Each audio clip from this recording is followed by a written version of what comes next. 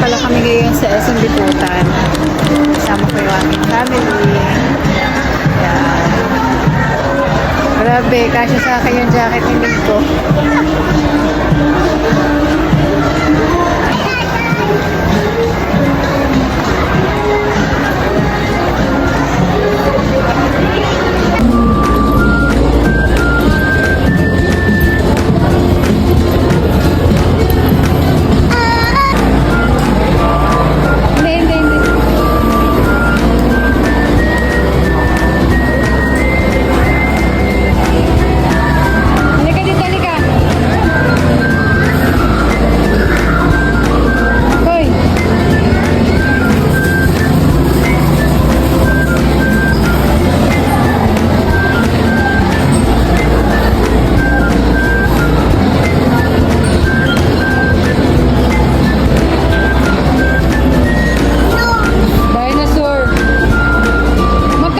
Nagpunta nga kami dito sa SM Bicutan para mag-grocery kami dito.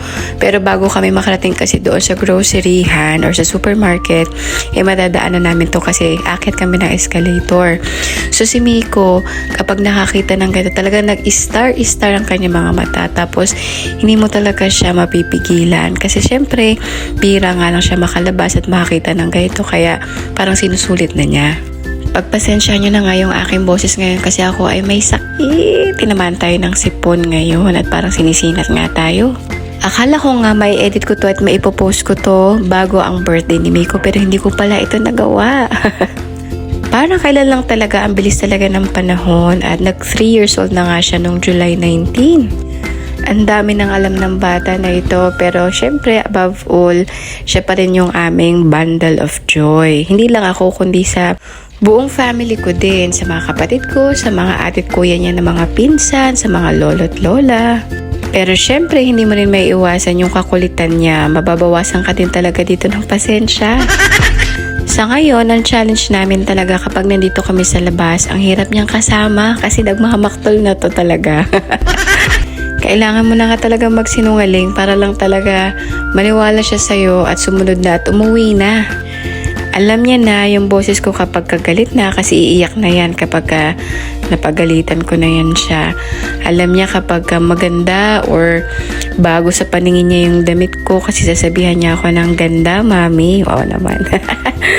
Tapos sasabihin niya na, mami, sakit ulo, hilot. Ganyan. Tapos ikikiss niya yung aking ulo. Kapag narinig niya akong bumahing o kaya umubo o may nalaglag na malapit sa area ko, tatanungin niya ako na, Mami, okay? Nagpapasalamat talaga ako na sa 3 years mong buhay ay parte talaga ako niyan araw-araw 24/7.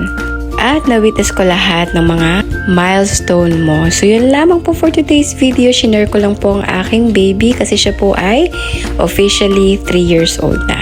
Yun lamang po, pabu!